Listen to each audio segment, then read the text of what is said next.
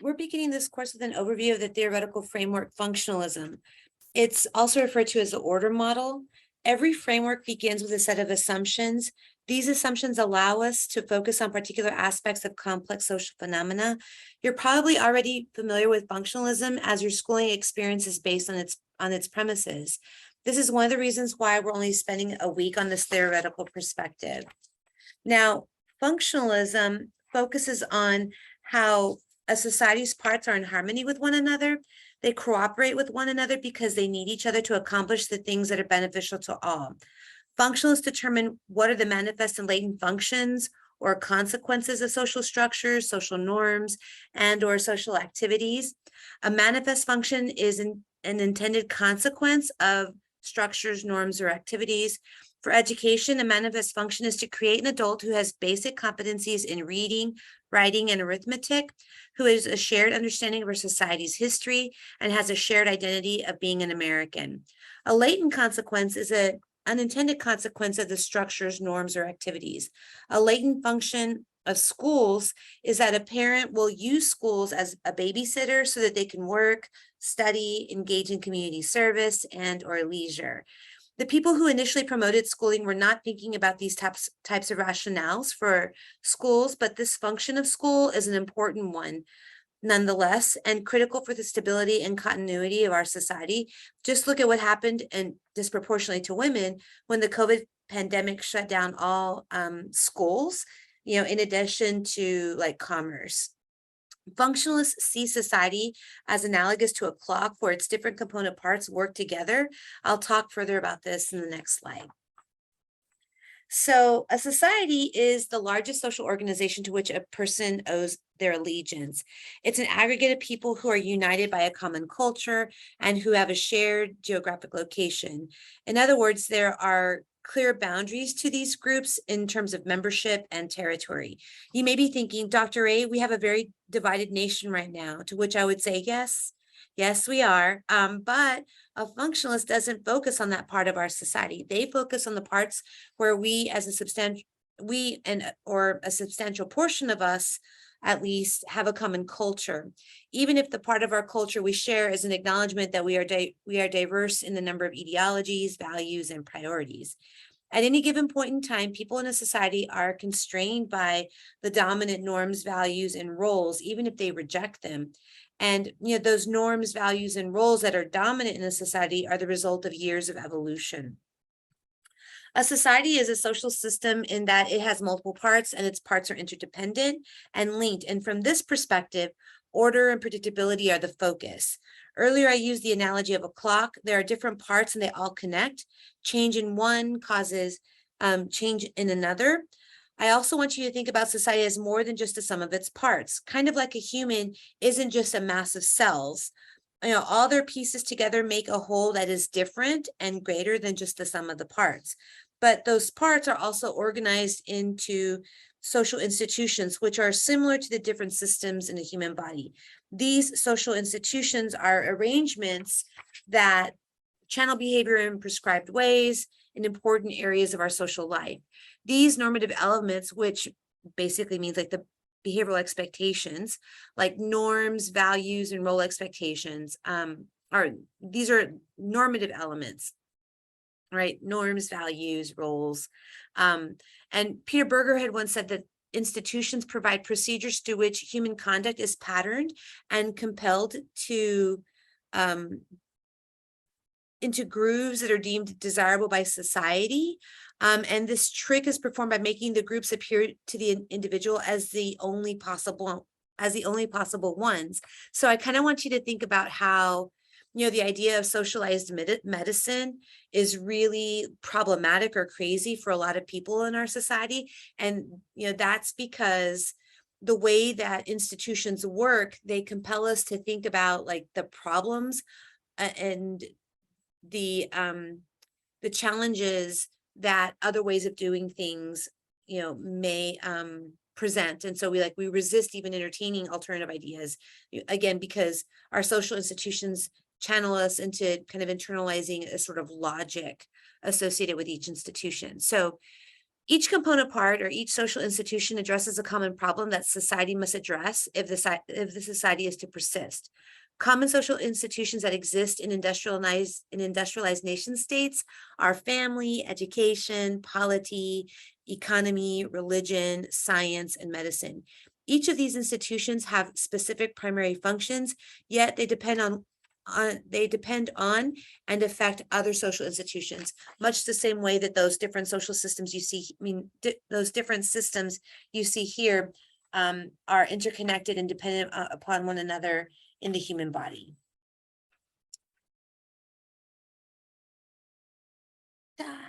Okay, so in this course, we are going to repeatedly talk about 4 of the social institutions I mentioned on the previous slide. Family, which tends to be conceptualized as a private nuclear family, addresses problems 1 through 3. Most families socialize their young with the idea of making them be productive members of society, but they also socialize them to develop an identity and values and norms related to their specific families. Families start the socialization process, but education is the institution we as a society assign the primary function to integrate those children and families to become productive members of society as adults. Problems 3 and 4 are a major focus of education. Education socializes newcomers like young people and immigrants into a shared culture, which then helps with the order of society. Schools teach and reinforce specific social norms, values, and roles, and we'll talk a little bit about those throughout the course. But polity or government is primarily responsible for item 4. It is responsible for making decisions for the collective and for maintaining order. Think about it. The government has a police force and military and passes laws and codifies punishments when laws are broken. And you can think about laws as behavioral expectations. Now, before you tell me, Dr. A, that isn't always the case. Yes, I want to acknowledge that you're right, but those aren't the issues and are not the types of issues that functionalism focuses on. We're focusing on the tenets of functionalism. And remember, functionalism is a perspective that requires us to focus on specific elements of social phenomena that emphasize cohesion, cooperation, and coordination. Finally, the economy in our society privileges the production of goods and services using a capitalistic orientation, which is one that prioritizes making profits for business owners. So we do distribute goods and services via capitalism with the goal of business owners being able to make money, right?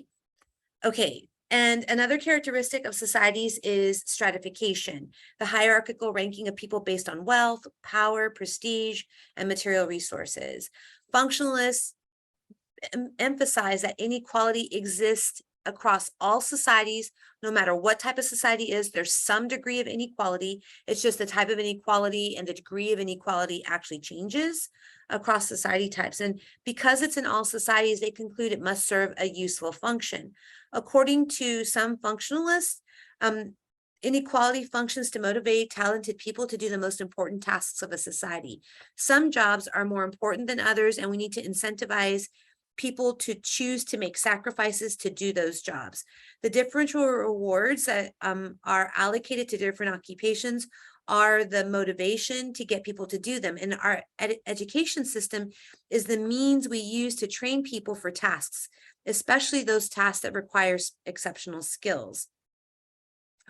Schools expose people to the skills, and people can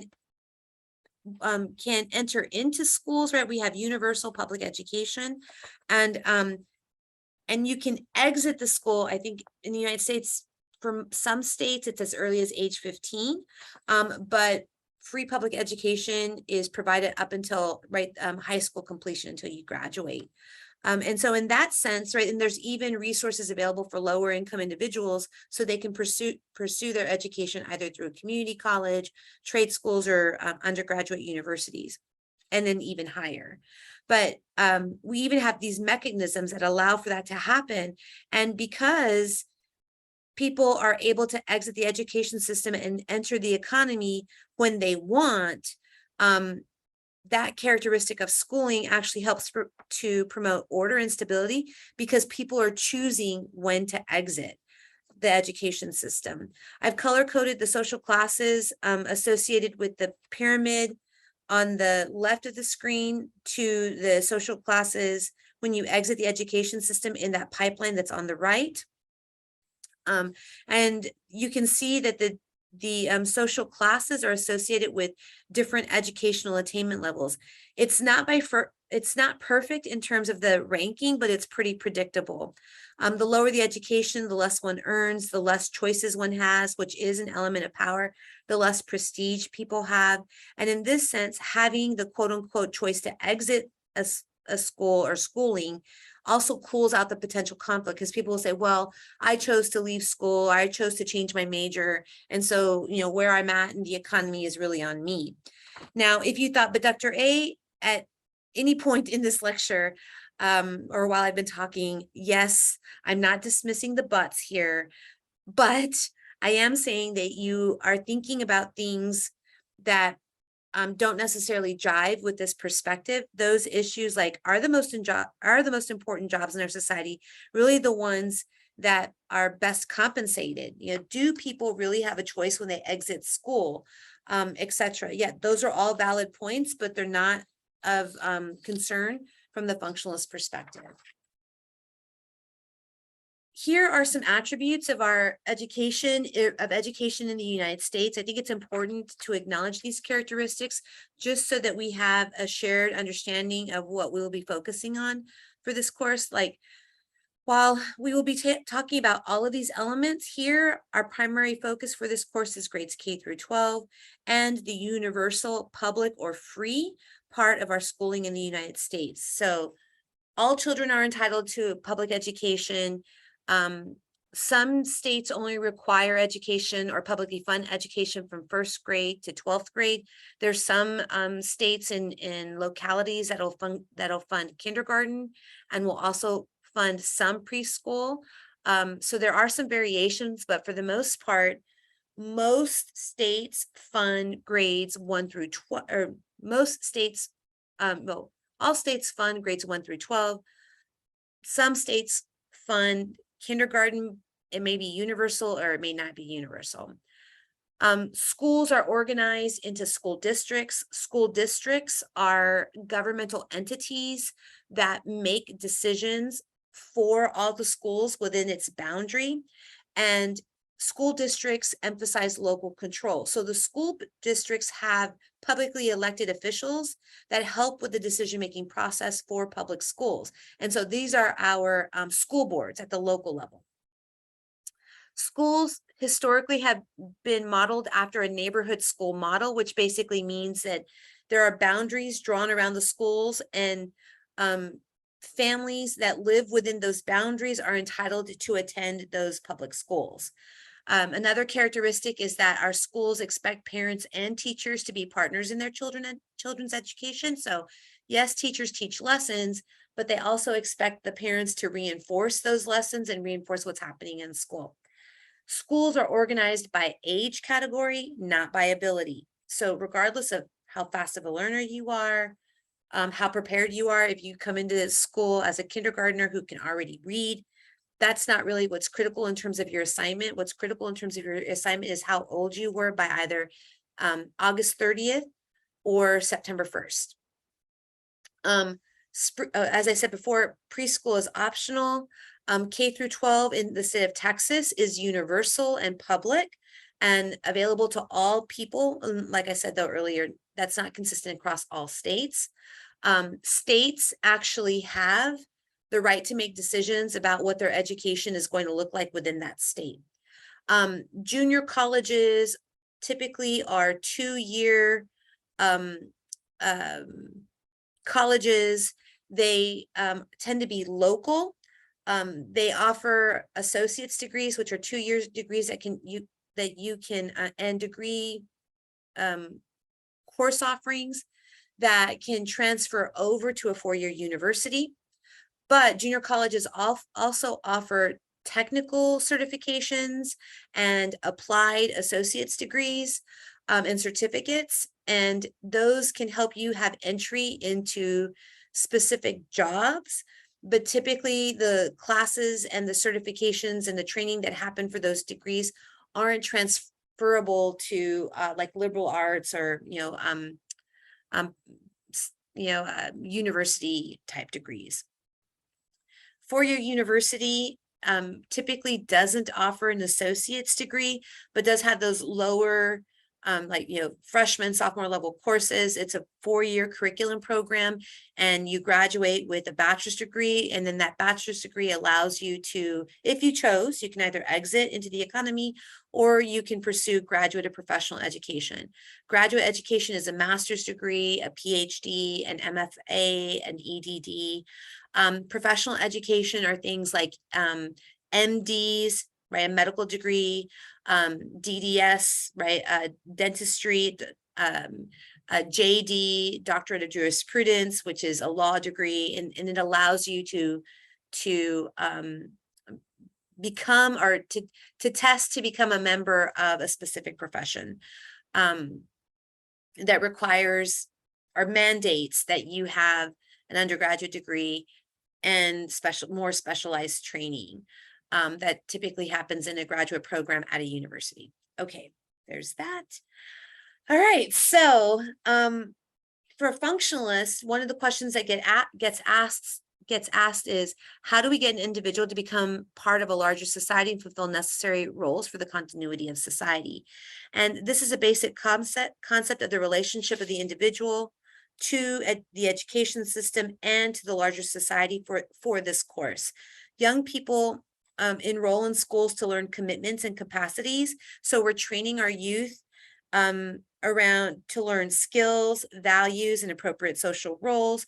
And when they're done with their schooling, in theory, they're supposed to be ready to assume those adult roles, like having intimate relationships, to start families, to be a worker or an entrepreneur, and to be an informed, engaged citizen.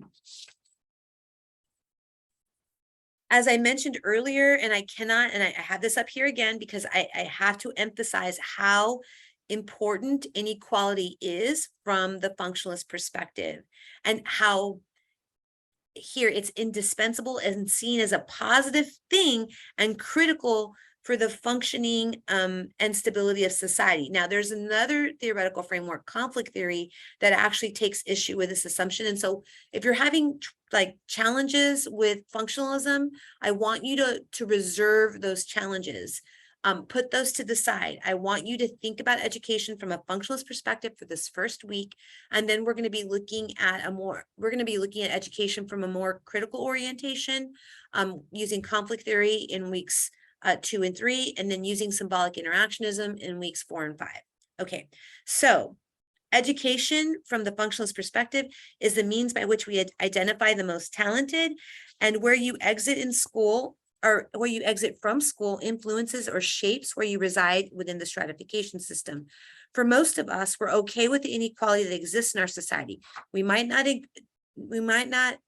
agree with the degree or like the degree of inequality that exists right now, but for the most part, we're okay with some inequality, in part because schools are free and universal, and because we have mechanisms in place like scholarships and grants and student loans that allow for people with limited economic resources to continue their education after high school.